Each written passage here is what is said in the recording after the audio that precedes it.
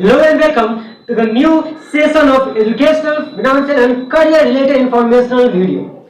In this video, I am going to tell you the tips and strategy that I follow to crack the prestigious Banaras Hindu entrance examination. जैसा कि आप सभी लोगों को पता है कि बनारस हिंदू यूनिवर्सिटी एक प्रेस्टिजियस यूनिवर्सिटी है। इंडिया ही नहीं ये बल्कि एशिया की सबसे बड़ी रेसिडेंशियल यूनिवर्सिटी होने का दर्जा इस बनारस हिंदू यूनिवर्सिटी को प्राप्त है। इतना ही नहीं, भारत की सबसे नंबर 1 यूनिवर्सिटी है और उसी के साथ ही पूरे धरती पे पूरे वर्ल्ड की टॉप 250 यूनिवर्सिटी में से एक मानी जाती है बनारस हिंदू यूनिवर्सिटी को। यदि आपका भी सपना है कि हम बनारस हिंदू यूनिवर्सिटी में पढ़ाई करें तो बनारस हिंदू यूनिवर्सिटी में यूजी कोर्सेज और पीजी कोर्सेज के लिए इन्होंने एडमिशन का जो अनाउंसमेंट है एंट्रेंस एग्जामिनेशन का उन्होंने कर दिया है, जिसको आप 14 अगस्त से लेकर 6 सितंबर तक उसका फॉर्म फिल कर सकते हैं। मुझे बताते हुए आपको बहुत खुशी हो रही है कि मैं भी इस प्रेस्टिजियस यूनिवर्सिटी का पूर्व छात्र रह चुका हूं और मैंने वहीं से ग्रेजुएशन कंप्लीट किया है। तो मैं इस वीडियो में आपको बताऊंगा कि मैंने कैसे आप इस प्रेस्टिजियस यूनिवर्सिटी को के एंट्रेंस एग्जामिनेशन को क्रैक किया, कि जिसको आप भी अगर आप यूज करना चाहते हैं, अगर आपके लिए फायदेमंद है तो आप उसको भी यूज करके और अपने एंट्रेंस को क्वालिफाई कर सकते हैं। मैंने इस एंट्रेंस को रिकॉर्ड 45 डे में पूरा किया। मैंने पढ़ा था, उससे पहले मैं साइंस का स्टूडेंट था, मुझे जनरल अवेयरनेस से दूर दूर तक कोई रिश्ता नाता नहीं था। बात उन दिनों की है जब मैं दिल्ली में गया था ग्रेजुएशन करने के लिए, लेकिन वहाँ दिल्ली चूंकि बहुत कॉस्टली शहर है और जो फाइनेंशियल वीक स्टूडेंट्स होते हैं उनके लिए उनके लिए एक सपना है, उनका सपना है कि मैं बहुत टॉप यूनिवर्सिटी से पढ़ाई करूं। दुनिया के बड़े बड़े विद्वान लोग, बड़े बड़े थिंकर लोग, बड़े बड़े प्रोफेसर लोग कैसे सोचते हैं, कैसे पढ़ाते हैं, कैसे उनके सोचने का तरीका होता है, वे ऑफ थिंकिंग। यदि आप लर्निंग करना चाहते हैं तो आप ऑक्सफोर्ड, स्टैनफोर्ड और उसके बाद जो बड़ी बड़ी यूनिवर्सिटीज है, इंडिया वर्ल्ड की टॉप यूनिवर्सिटीज है, उसके लेवल के टक्कर की पढ़ाई करना चाहते हैं तो आपको पास पैसे की कमी हो जाती है। तो उसी के लिए बनारस यूनिवर्सिटी जो है टॉप क्लास यूनिवर्सिटी है, इसमें गरीब से गरीब बच्चा ही पढ़ सकता है, इसलिए इसे गरीब बच्चों का तीर्थ स्थान कहा जाता है टॉप यूनिवर्सिटी में पढ़ाई के मामले में। जहां आपको पता होना चाहिए 50 से 60 से भी अधिक देशों से बच्चे आते हैं पढ़ने के लिए। तो मैं इस वीडियो में जनरली आपको बताऊंगा कि मैंने इसका क्या स्ट्रेटजी को फॉलो किया था, कि मैं एक साइंस बैकग्राउंड से का स्टूडेंट होते हुए भी मैंने इसको रिकॉर्ड 43 डेज में इसके एंट्रेंस को क्रैक किया था। मैंने कैसे इस चीज को कंडक्ट किया, मैंने कैसे क्या स्ट्रेटजी अपना क्या टिप्स फॉलो किया।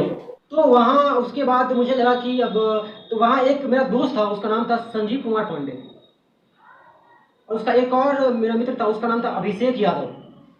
अभिषेक यादव सीए थे, चार्टर्ड अकाउंटेंट, और संजीव कुमार पांडे सीएस थे, कंपनी सेक्रेटरी। अपोलो हॉस्पिटल में, गुड़गांव में जो अपोलो हॉस्पिटल है उसमें वो कंपनी सेक्रेटरी नए नए हुए थे। तो उन्होंने मुझे समझाया अच्छे से कि देखो ऐसा ऐसा बात है, दुनिया में अगर तुमको तरक्की करना है तो 2 चीज़ों पे कमांड होना चाहिए। एक होगा इंग्लिश पे और दूसरा तुम्हारे पास डिग्री ऐसा होना चाहिए कि दुनिया में अगर तुम किसी को बताओ तो वो 2 मिनट पहले तुम्हारे बारे में सोचे। उसका परसेप्शन जो है डायरेक्ट 360 के एंगल से उसका चेंज होना चाहिए, पूरा चेंज होना चाहिए कि आपके पास ऐसा क्या है जो दूसरे के पास नहीं है। तो मैंने कहा सही बात है।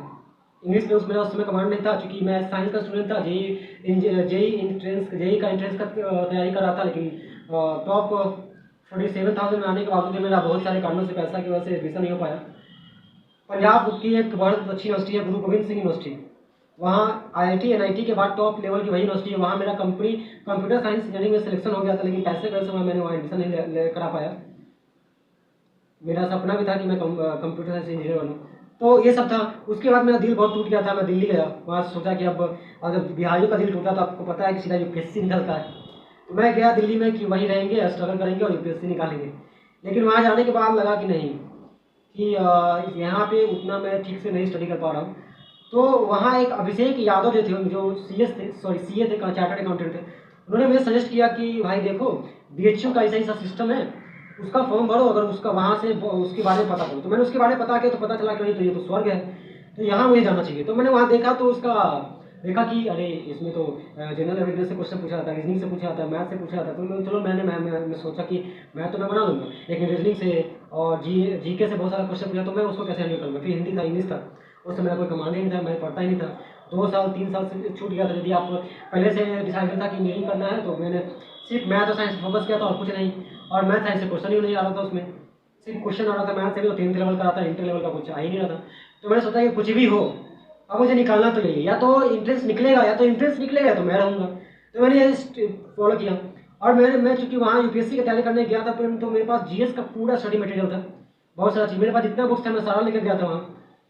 तो मैंने एक बस अरिहंत प्रकाशन का बुक खरीदा था BHU एंट्रेंस के लिए, और उसके अलावा मेरे पास एक स्पीडी का बुक था जो रेलवे के बच्चे यूज करते हैं उसको पढ़ने के लिए। उसमें आप जनरल अवेयरनेस से जितना क्वेश्चन होता है उस सारे क्वेश्चन का लगभग उसमें 6 से 7 सब टॉपिक है, और उस टॉपिक से जितने क्वेश्चन बनते हैं सबको बारी बारी से उसमें बनाएगा। तो एक प्रकार से मुझे लगा कि लूसेंट से बढ़िया चीज़ है। और उसमें क्या था कि वही क्वेश्चन दिया गया हर टॉपिक से जो बार बार इंट्रेंस में रिपीटेड क्वेश्चन है। रेलवे के इंट्रेंस में रिपीटेड क्वेश्चन है, और रेलवे का इंट्रेंस का जो लेवल होता है वो उतना ज़्यादा होता नहीं है, और उतना ही सेम लेवल था बनारस यूनिवर्सिटी का पेपर के लेवल का। तो मैं सोचा कि इससे मुझे फ़ायदा मिल सकता है कि मैं इस बुक्स अगर वही पढ़ूंगा जो प्रीवियस ईयर से पूछा जा रहा है तो उससे मुझे फ़ायदा होगा। और हुआ यही, रिकॉर्ड मेरे पास 45 डेज मैंने सोचा था, प्लानिंग किया था, 2 दिन लग गया मुझे प्लानिंग करने में कैसे कैसे क्या पढ़ना है नहीं पढ़ना है, किस किस चीज़ को मुझे पढ़ना है। उसके बाद मैं स्टार्ट किया, वहाँ कोई काम रहता नहीं था, बस 2 घंटा खाना बनाना रहता था, 1 घंटा एक्सरसाइज में 3 घंटा, उसके बाद 3 घंटा सोता था, 12 बजे सो जाता था, और ऑटोमेटिक बिना अलार्म लगाए उस टाइम मेरा स्टैब था, और बिना अलार्म लगाए मैं बिना 3 बजे नींद टूट जाता था ऑटोमेटिक। क्योंकि आप जब किसी चीज़ को जीते हैं ना तो आपको फिर किसी एक्सटर्नल चीज़ का जरूरत नहीं पड़ता है किसी उस चीज़ में आगे बढ़ने के लिए। तो वही बात होगी ना कि यदि आप किसी चीज़ को पूरी शिद्दत से चाहते हैं तो पूरी कायनात से आपसे मिलाने में लग जाती है, तो वही होता था। तो हुआ ये था कि बस मुझे ये मालूम था कि मुझे 30 डेज़ के अंदर पूरा उसका जो मुझे पूरे 30 डेज़ के अंदर पूरा 2 बुक्स खत्म करने हैं। जो मैंने एक BHU का अरिहंत प्रकाशन का बुक लिया था वो उसका, और एक मेरे पास स्पीडी का बुक था वो। और पूरी जीके में मैं आपको एकदम 100% सच बता रहा हूँ कि मुझे कुछ भी नहीं मालूम था। अगर मैं आपको बताऊँ तो जीके में सिर्फ मैंने 9th क्लास में जब मैं एक बार स्कूल में पार्टिसिपेट किया था, एक एंट्रेंस में, ऐसे ही एक एंट्रेंस हुआ था प्रोत्साहन टाइप का, तो उसमें मेरा 3rd रैंक आया था। उसी में मैंने थोड़ा सा जीके पढ़ा था 9th क्लास में, और मैं दे रहा था 12th क्लास में। 12th क्लास के बाद मैं एंट्रेंस दे रहा था। तो आप समझ सकते हैं 4 साल का गैप बहुत होता है। और उसमें मुझे एक तरह से याद था, तो सिर्फ मुझे याद था जीके में कि भारत एशिया में जितने देश होते हैं उसका कंट्री और उसका राजधानी, जीके बस मुझे इतना ही पता था बस, और कुछ नहीं पता था। उसके बाद मैंने सोचा कि बस मुझे 30 दिनों के अंदर इन 2 बुक्स को ख़त्म करना है। उसके साथ ही मुझे जितने भी क्वेश्चन पेपर है प्रीवियस ईयर क्वेश्चन पेपर उसको ख़त्म करना है। मैंने बस इतना ही बुक्स खरीदा और कोई एक्सटर्नल बुक नहीं खरीदा। और प्रीवियस ईयर क्वेश्चन पेपर मैं नेट से डाउनलोड करके और उसको टैबलेट में पढ़ने में आसानी होता था, तो मैंने उसको सॉल्व किया।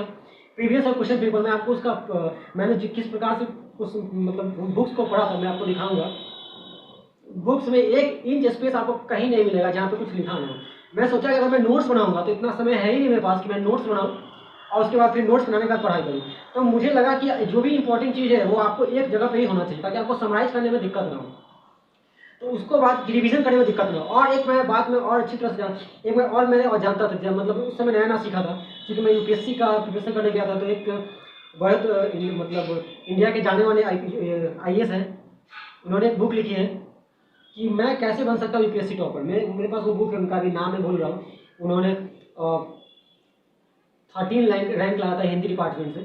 तो उन्होंने एक बात कही थी कि it is better to read 1 book 100 times than 100 book 1 times.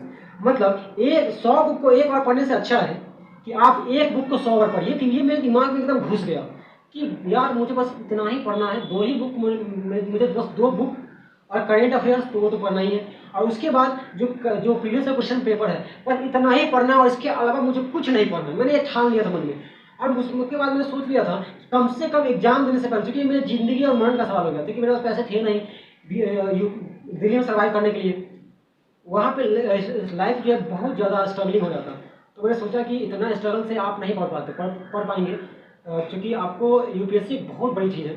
उसमें आपको कम से कम 15 से 20 घंटे शांत दिमाग एकदम पीसफुल माइंड चाहिए। अगर आप वहाँ पे कहीं पे स्टडी करते हैं तो आप निकाल तो लेंगे, क्रैक तो कर लेंगे, लेकिन आपको समय ज़्यादा लग जाएगा।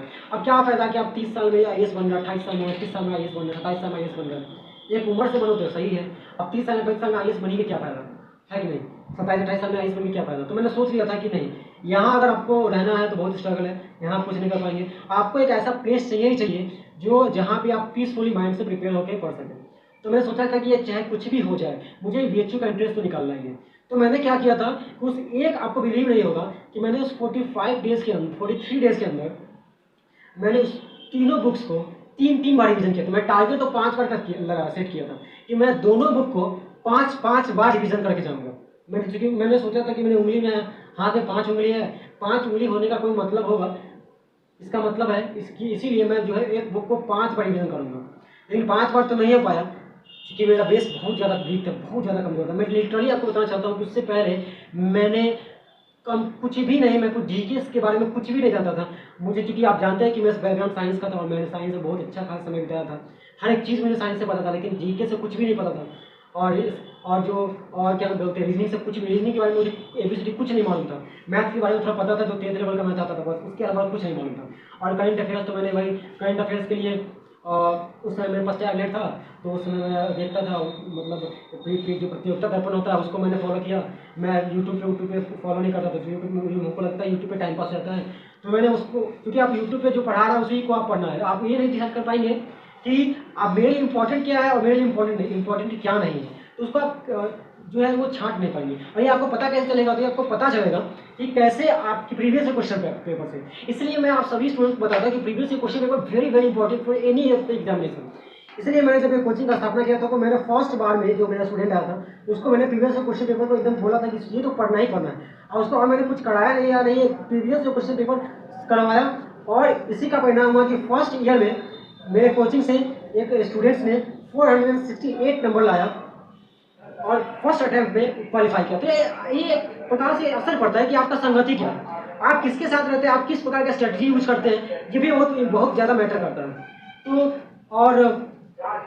तो मैंने ये स्ट्रेटजी अपनाया, और अभी भी जब मैं पढ़ाता हूँ तो मैं स्टूडेंट्स को यही बोलता हूँ कि आप जो प्रीवियस क्वेश्चन पेपर पढ़िए, तो उससे आपको आइडिया लगेगा कि किस प्रकार का क्वेश्चन पूछा जाता है, किस प्रकार की चीज़ों को आपको पढ़ना और किस प्रकार की चीज़ों को आपको छोड़ना है। ये जो है बहुत ज़्यादा इंपॉर्टेंट होता है जीएस में, जिससे हर वो एग्जाम है जिसमें जीएस जो है जीएस से क्वेश्चन पूछा जाता है। तो मैंने यही स्ट्रेटजी को फॉलो किया था। आप जो है, जब मैं 43 डेज के अंदर कर सकता हूँ, एक ऐसा स्टूडेंट जिसको जीएस से दूर दूर तक नाता नहीं है, अगर वो बच्चा 43 डेज के अंदर में बीएचयू जैसे प्रेस्टिजियस एग्जाम को क्रैक कर सकता है, तो आप लोग क्यों नहीं कर सकते? आप लोग भी कर सकते हैं। बस अगर कमी है तो आपका स्ट्रेटजी का, आपको मोटिवेशन का कमी है, आपको राइट वे ऑफ लर्निंग का कमी है कि आप राइट वे ऑफ लर्निंग क्या होना चाहिए। यहाँ पढ़ाई दुनिया बड़ा समुंदर है, आप पूरे समुंदर को नहीं पढ़ सकते हैं, उसमें से आपको वही चीज़ पढ़िए जो आपके लिए इंपॉर्टेंट है। वैसे अगर इंपॉर्टेंट दुनिया में सब कुछ, लेकिन आप सोचिए कि मैं विद्वान बनूँ, तो विद्वान बनने के लिए आप जिंदगी में लर्निंग करिएगा तब भी कमी है। लेकिन आपको एग्जाम क्वालिफाई करना है तो आपको एग्जाम ओरिएंटेड स्टडी करना पड़ेगा, एग्जाम को कैसे क्रैक करना है उस हिसाब से आपको पढ़ना पड़ेगा। तो इस चैनल पे मैं आपको बीएचयू के एग्जाम को, बिहार आईटीआई के एग्जाम को, बिहार पॉलिटेक्निक के एग्जाम को, क्योंकि ये सब वो एग्जाम है इसको मैंने फर्स्ट अटैम्प्ट में क्लियर किया था। और इसीलिए मैं आपको बताता हूँ कि आप मेरे चैनल को सब्सक्राइब करिए, क्योंकि मैं आपको इस सभी चीज़ एग्जाम्स को क्रैक करने का, कैसे क्रैक करें फर्स्ट अटैम्प्ट में, वेरी फर्स्ट अटैम्प्ट में कैसे क्रैक करें, मैंने क्या स्ट्रेटजी को यूज किया था कि मैंने फर्स्ट अटैम्प्ट में हर चीज एग्जाम को क्रैक किया, आपके साथ शेयर करते रहता हूँ। उसके बाद इस चैनल पे, हमारे चैनल पे आपको BHU ITI, Bihar ITI, Bihar polytechnic और बीएचयू के एंट्रेंस एग्जाम की तैयारी करवाई जाती है। उसके बाद आई एम ऑल्सो स्टूडेंट, मैं आपको बताते रहता हूँ कि किस प्रकार की करियर रिलेटेड, फाइनेंशियल रिलेटेड और आपको एजुकेशन रिलेटेड कौन कौन सा इन्फॉर्मेशन आपके लिए जो इंपॉर्टेंट है, जो मेरे लिए इंपॉर्टेंट है वो आपके लिए इंपॉर्टेंट है। अगर आप भी स्टूडेंट हो तो मैं भी स्टूडेंट हूँ, तो आप चैनल को सब्सक्राइब करिए, नोटिफिकेशन को दबाइए, उन सारे स्टूडेंट्स के साथ वीडियो को शेयर करिए जो बीएचयू के एंट्रेंस की एग्जाम की तैयारी कर रहे हैं, किसी भी एग्जाम की तैयारी कर रहे हैं, उनका इससे क्रैक नहीं हो पा रहा है, तो उनको पता चलेगा कि मुझसे गलतियां कहाँ हो रही है, आखिर मैं कैसे किसी एग्जाम को फर्स्ट टाइम में क्रैक कर लेता हूँ और आप लोग नहीं कर पा रहे हैं। तो कुछ ना कुछ तो डिफरेंसेस होंगे ना मेरे और आपके स्ट्रेटजी में, आपके वे ऑफ लर्निंग में। और मुझे आपको बताते हुए बहुत खुशी हो रही है कि मुझे उस वक्त पूरे 650 सीट्स था उसमें, और मुझे ओवरऑल 250 रैंक आया था और अपने कैटेगरी में 17 रैंक आया था। तो आप समझ सकते हैं कि कितना बढ़िया रैंक मैंने 43 डेज के अंदर मतलब लाया था। हमको टॉप करने से मतलब ही नहीं है एंट्रेंस एग्जाम में, हमको तो एडमिशन लेने से मतलब है, एडमिशन हो गया, बात खत्म। तो यदि मैं 43 डेज के अंदर में क्रैक कर सकता तो आप लोग क्यों नहीं कर सकते? इसी प्रकार के स्ट्रैटेजी, टिप्स और इन्फॉर्मेशन के लिए वीडियो को लाइक करिए। क्या शिकायत है, क्या सुझाव, आपको क्या प्रॉब्लम है, क्या परेशानी है, आप मुझे कमेंट करके बता सकते हैं। उसके बाद दोस्तों के साथ शेयर करिए जिसको ये नीड है, और मिलते हैं किसी नए वीडियो, किसी नए टॉपिक के साथ। तब तक के लिए जय हिंद।